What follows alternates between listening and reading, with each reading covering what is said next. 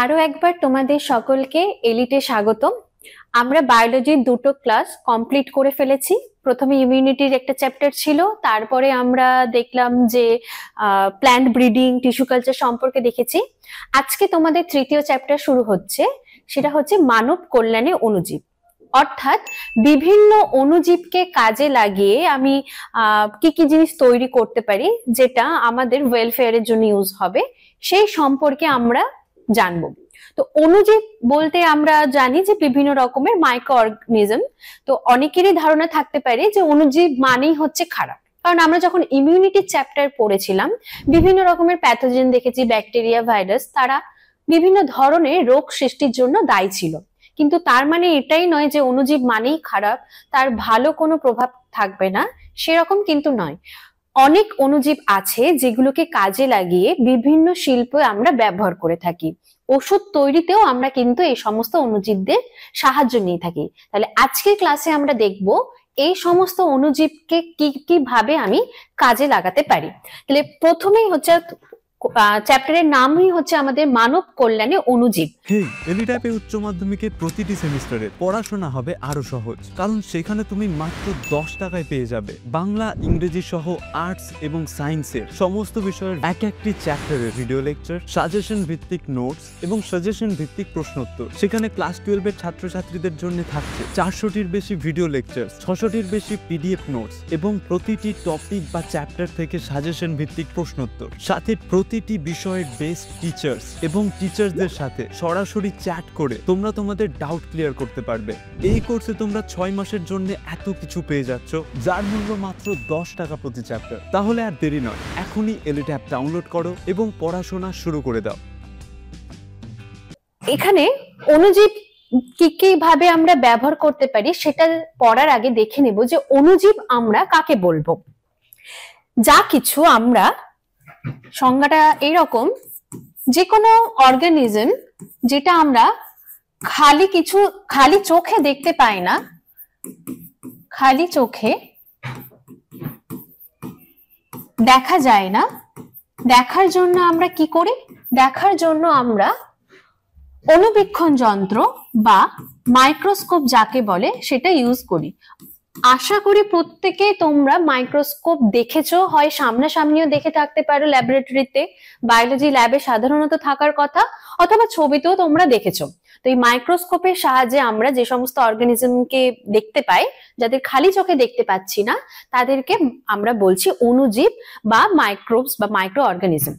এবার এই micro organism বলতে কি? সেটা কি কোনো সেল হতে পারে, না সেল ছাড়াও কোনো জিনিসকে আমরা মাইক্রো অর্গানিজম বলতে পারি? সেটা এবার আমরা দেখবো। তাহলে অণুজীব কাকে বলে প্রথমে জানলাম, এবার দেখে নিই যে অণুজীবের মধ্যে কারা কারা পড়ে। আমরা যখন ক্লাস 11-এর প্রথম দিকে বায়োলজি শুরু করেছিলাম, তখন প্রথমে যে চ্যাপ্টার গুলো ছিল তার মধ্যে আমরা পড়েছিলাম 5 কিংডম ক্লাসিফিকেশন বা 5 রাজ্য শ্রেণীবিন্যাস। সেটা অ্যাকচুয়ালি কি? এই যে সমগ্র বিশ্বে বিভিন্ন রকমের জীব আছে, জীবের মধ্যে প্রাণী আছে, উদ্ভিদ আছে, মাইক্রো অর্গানিজম আছে, এদেরকে বিজ্ঞানী আর.এইচ. হোয়াইটেকার কি করেছিলেন? 5টা শ্রেণীতে বিভক্ত করেছিলেন, রাদার বলা ভালো যে 5টা রাজ্যে বিভক্ত করেছিলেন। সেই 5টা রাজ্য কি 5 কিংডম ক্লাসিফিকেশনের মধ্যে? সেই 5টা রাজ্য ছিল 5 কিংডম ক্লাসিফিকেশন। কে দিয়েছিলেন? দিয়েছিলেন আর.এইচ. হোয়াইটেকার। দেখো, বোর্ডের জন্য কিন্তু এই জিনিসটা এখানে আসবে না যে 5 রাজ্য শ্রেণীবিন্যাস কে দিয়েছিলেন বা কি তার ভাগ, কিন্তু সেই নিটের পার্সপেক্টিভে আবার চলে আসি যে নিট দাও, সেই যারা দেবে তাদের ক্ষেত্রে কিন্তু প্রত্যেকটা চ্যাপ্টার অন্য চ্যাপ্টারের সাথে লিঙ্ক। তাহলে এখন যেটা পড়ছি, ধর এই যে মাইক্রোবস এর উদাহরণগুলো আমরা পড়বো, সেগুলো সম্পর্কে কি আগে কোনো কিছু পড়ে রেখেছি? সেই জিনিসগুলো কিন্তু আমাদের সঙ্গে সঙ্গে মনে রাখতে হবে। সেই জন্য যাতে তোমাদের সুবিধা হয়, তাই পুরোনো জিনিসগুলো কিন্তু মাঝে মাঝে আমি রিভিশনের মতো করে বলে দেবো। তো 5 কিংডম ক্লাসিফিকেশন আমরা 5 রাজ্য পেয়েছি। কি সেগুলো ছিল? ছিল আমাদের মনেরা। মানে মনেরার আন্ডারে আমরা কাদের পেয়েছিলাম? সমস্ত ব্যাকটেরিয়া হচ্ছে এই মনেরার মধ্যে পড়বে। মনেরার বৈশিষ্ট্য কি? মনেরা ছিল আমাদের এক কোষী, অর্থাৎ ইউনিসেলুলার। একটাই কোষ যাবতীয় কাজকর্ম করে, এক কোষী, আর এরা ছিল হচ্ছে আমাদের প্রোক্যারিওট টাইপের। এবার প্রোক্যারিওট ইউক্যারিওট নিশ্চয়ই তোমরা পড়েছো, যারা ভুলে গেছো তাদের জন্য আমি একটু সহজ করে বলে দিই যে কোষ সাধারণত দু প্রকারের, প্রোক্যারিওটিক কোষ বলতে পারি, আর একটা হচ্ছে ইউক্যারিওটিক কোষ। এবার প্রোক্যারিওটিক কোষের মধ্যে কি হয়, প্রোক্যারিওটিক কোষের মধ্যে আমরা জানি কোষের মধ্যে নিউক্লিয়াস থাকে। এবার যে সমস্ত কোষের মধ্যে নিউক্লিয়াসটা সুগঠিত অবস্থায় থাকে না, শুধুমাত্র এই জেনেটিক মেটেরিয়ালটা থাকে, তাদের আমরা বলবো প্রোক্যারিওট। আর যাদের মধ্যে সুগঠিত নিউক্লিয়াস থাকবে, মানে নিউক্লিয়াস থাকবে, তাকে আবরণ করে নিউক্লিয় মেমব্রেন থাকবে, নিউক্লিওপ্লাজম থাকবে, নিউক্লিওলাস থাকবে, এই চারটে জিনিস থাকবে, তাদেরকে আমরা বলবো ইউক্যারিওট। তো মনেরা হচ্ছে আমাদের প্রোক্যারিওটের মধ্যে পড়ছে। দ্বিতীয় কি পড়েছিলাম, প্রোটিস্টা।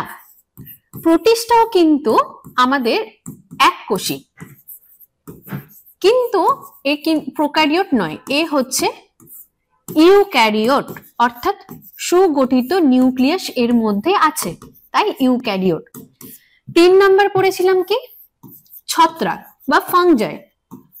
ছত্রাক কি, ছত্রাক মাল্টিসেলুলারও হয়, আবার এককোষীয় হতে পারে। তাহলে ছত্রাকের মধ্যে দুটোই পাচ্ছি, এককোষীয় পাচ্ছি আমরা, মাল্টিসেলুলারও পাচ্ছি, কিন্তু ছত্রাক হচ্ছে আমাদের ইউক্যারিওট। নেক্সট হচ্ছে প্ল্যান্টি, যার মধ্যে সমগ্র উদ্ভিদ রাজ্য চলে আসবে। প্ল্যান্টিও হচ্ছে আমাদের ইউক্যারিওট। আর নেক্সট যেটা লাস্ট আমাদের রয়েছে সেটা হচ্ছে আমাদের অ্যানিম্যালিয়া বা প্রাণী, যার মধ্যে পড়ে অ্যানিম্যালিয়া। অ্যানিম্যালিয়াও হচ্ছে আমাদের ইউক্যারিওট। তাহলে আমরা কি কি পেলাম, মনেরা, প্রোটিস্টা, ছত্রাক, প্ল্যান্টি এবং অ্যানিম্যালিয়া, যার মধ্যে আমরা পেয়েছি মনেরা আর প্রোটিস্টা, এরা এককোষী হয়, কিন্তু মনেরা হচ্ছে প্রোক্যারিওট, প্রোটিস্টা হচ্ছে ইউক্যারিওট। ছত্রাক, প্ল্যান্টি, অ্যানিম্যালিয়া এরা প্রত্যেকেই হচ্ছে ইউক্যারিওটের মধ্যে পড়ছে। এখানে আমাদের জানতে হবে যে মাইক্রোবস আছে, এরা কোন গ্রুপের মধ্যে পড়ছে। এই যে মনেরা আছে, এই মনেরার মধ্যে যা কিছু আমরা পেয়ে থাকি তারা প্রত্যেকেই হচ্ছে আমাদের অণুজীবের মধ্যে পড়ে। আর প্রোটিস্টা, এর মধ্যেও আমরা যা কিছু পেয়ে থাকি সেটা হচ্ছে, সেগুলো আমাদের মাইক্রোবের মধ্যেই পড়ছে। কেন? কারণ দেখো মনেরা, প্রোটিস্টা এরা হচ্ছে এককোষী, ইউনিসেলুলার, প্রচন্ড ছোট একটা জিনিস, ইউনিসেলুলার মানে একটা কোষ দিয়ে গঠিত। তাহলে সেই ছোট জিনিসটাকে দেখতে হলে আমাকে কিন্তু মাইক্রোস্কোপের ব্যবহার করতে হবে। সেই জন্য মনেরা, প্রোটিস্টার মধ্যে সবাই হচ্ছে আমাদের এই অণুজীব। আর ছত্রাক বললাম যে ইউক্যারিওট হয়, কিন্তু হয় মাল্টিসেলুলার। কিন্তু ছত্রাকের মধ্যেও এমন একজন আছে যে হচ্ছে ইস্ট, তাই তো? ইস্টের নাম আমরা কোথায় পেয়েছি? ইস্ট আমরা বিভিন্ন খাদ্যদ্রব্য প্রস্তুতিতে ব্যবহার করি, বিশেষ করে পাউরুটি তৈরিতে ইস্ট ব্যবহার করি। তাহলে ইস্ট হচ্ছে আমাদের এককোষী ছত্রাক, যেটা একটা মাইক্রোবের মধ্যে পড়ছে। এছাড়াও কিছু প্ল্যান্টের মধ্যেও এরকম মাইক্রোবস থাকে, আর অ্যানিমেলের মধ্যেও কিন্তু কিছু মাইক্রোবস আমরা পেয়ে থাকি। যেমন অ্যাসকেরিয়াসের কিছু কিছু স্পিসিস আছে যেটা হচ্ছে আমাদের এসের মধ্যে পড়ে থাকছে, মাইক্রোবস এর মধ্যে পড়ছে। তাহলে যদি এরকম কোশ্চেন আসছে যে 5 রাজ্য শ্রেণীবিন্যাসের মধ্যে কোন কোন রাজ্যের মধ্যে কেবলমাত্র অণুজীবী পাওয়া যায়, তাহলে সেটার উত্তর হবে মনেরা এবং প্রোটিস্টা। আর যদি এইভাবে আসে যে 5 রাজ্য শ্রেণীবিন্যাসের মধ্যে কোন কোন রাজ্যে পাওয়া যায়, তাহলে সেটা সবগুলোর মধ্যে কিন্তু আমরা অণুজীব পাচ্ছি। তাহলে কোশ্চেনের মধ্যে স্লাইট একটু ডিফারেন্স হচ্ছে যে শুধুমাত্র বা কেবলই অণুজীব পাওয়া যাচ্ছে আমাদের মনেরা এবং প্রোটিস্টার মধ্যে। এবার এটা তো হলো যে বিভিন্ন জীবকে আমি ভাগ করছি, কিন্তু যারা জীব নয়, জীব না হওয়া সত্ত্বেও বিভিন্ন রকমের আমাদের হয় রোগ সৃষ্টি করে থাকে বা তাদের একটা আলাদা সত্তা রয়েছে, তাহলে তারা কি মাইক্রো অর্গানিজমের মধ্যে পড়ছে? তারা কারা? তারা হচ্ছে আমাদের ভাইরাস। ভাইরাসের নাম প্রত্যেকেই জানি, কমনলি যেটা বলতে চাই সেটা হচ্ছে করোনা ভাইরাস, প্রত্যেকেই আমরা নাম শুনেছি। ভাইরাস, ভাইরয়েড এবং হচ্ছে প্রায়ন, এই তিনটে জিনিসও কিন্তু আমাদের অণুজীবের মধ্যেই পড়বে, কারণ এদের কেউ কাজে লাগিয়ে, কারণ এদের আমরা দেখার জন্য মাইক্রোস্কোপি ব্যবহার করি। ভাইরাসে কি থাকে? একটা প্রোটিন কোট থাকে, আর এই প্রোটিন কোটের মধ্যে নিউক্লিক অ্যাসিড থাকে, এটা হচ্ছে ভাইরাস। ভাইরয়েড কি? ভাইরয়েড হচ্ছে এর মধ্যে কোনো রকম প্রোটিন কোড থাকে না, কেবলমাত্র নিউক্লিক অ্যাসিডটা থাকে, তাহলে সেটা হচ্ছে ভাইরয়েড। আর প্রায়ন কি? প্রায়ন হচ্ছে ইনফেকশিয়াস প্রোটিন, যেটা হচ্ছে যেটাকে আমরা বলছি প্রায়ন। তাহলে ভাইরাস, ভাইরয়েড, প্রায়ন এরা কোষ নয়, এরা জীবও নয়, জড়ও নয়। জীব এবং জড়ের একটা মধ্যবর্তী পর্যায়ে, কেবলমাত্র যখন এরা পোষক কোষে আক্রমণ করে বা পোষক কোষে থাকে তখনই তারা কিন্তু জীবের মতো বিভিন্ন বৈশিষ্ট্য দেখায়। জীব কোষের বাইরে যখন থাকে তারা ওই মৃতের মতো বা জ্বরের মতো আচরণ করে, তাই এদেরকে বলা হয় জ্বর এবং জীবের মধ্যবর্তী পর্যায়।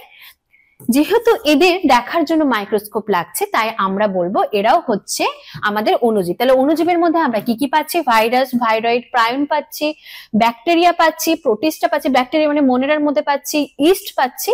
এই সবকিছু হচ্ছে আমার অণুজীবের উদাহরণ।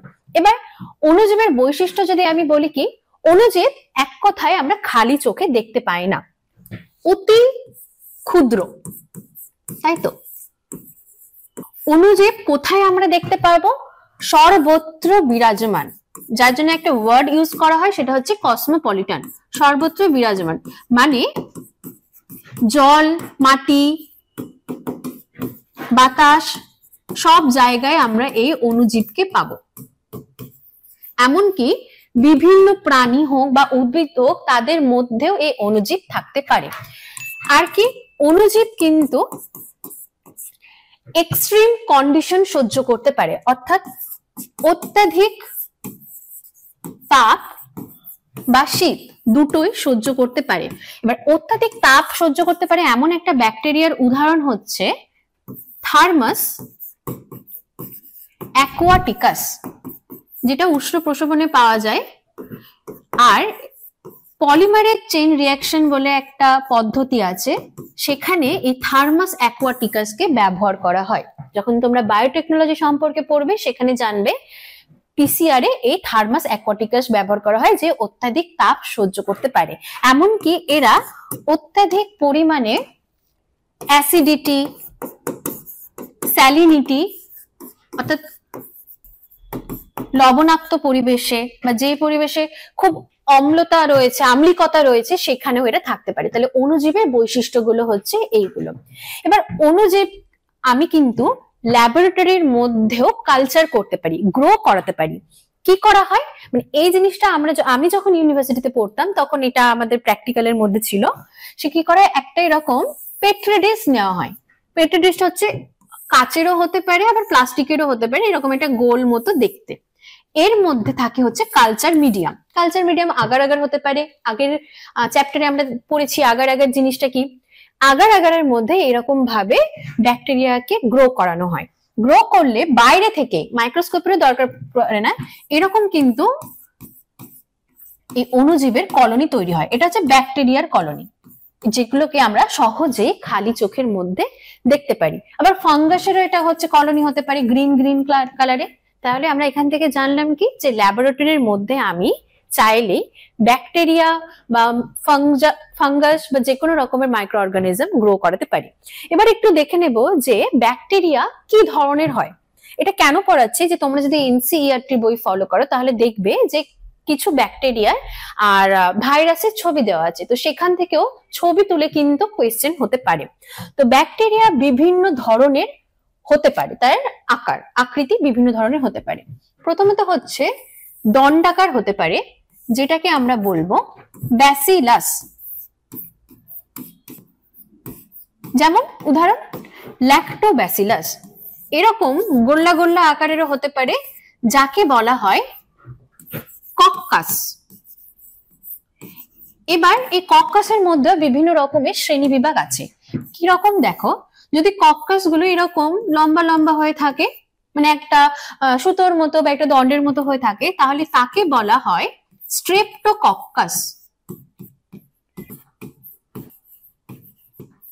আবার কক্কাস গুলো যদি আঙুরের গুচ্ছার মতো এরকম ভাবে থাকে, তাহলে তাকে আমরা কি বলবো? তাকে বলবো স্ট্যাফাইলোকক্কাস।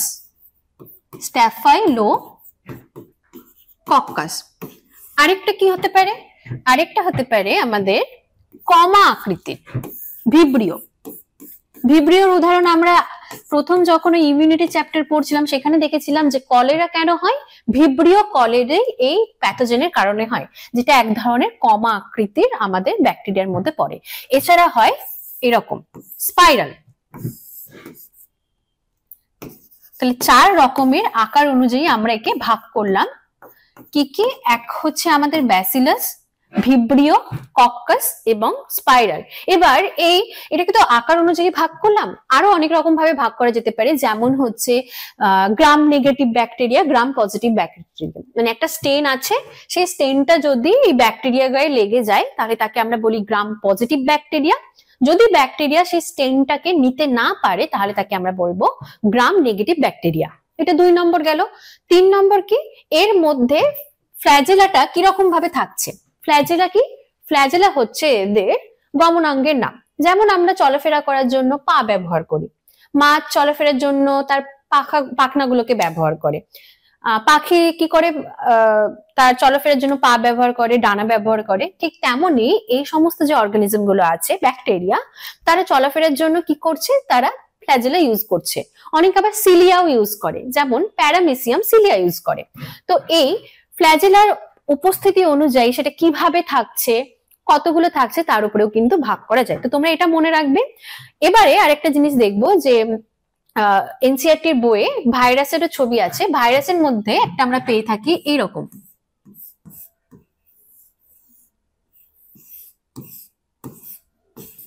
এই যে ভাইরাসটা রয়েছে এটাকে বলা হয় ফাজ ভাইরাস, যেটা সাধারণত কি করে, যে সমস্ত ভাইরাস ব্যাকটেরিয়াকে আক্রমণ করে তাদেরকে বলা হয় ব্যাকটেরিওফাজ। তো এটা অনেকটা ব্যাঙাচি আকৃতির দেখতে, এটা এক ধরনের হয়।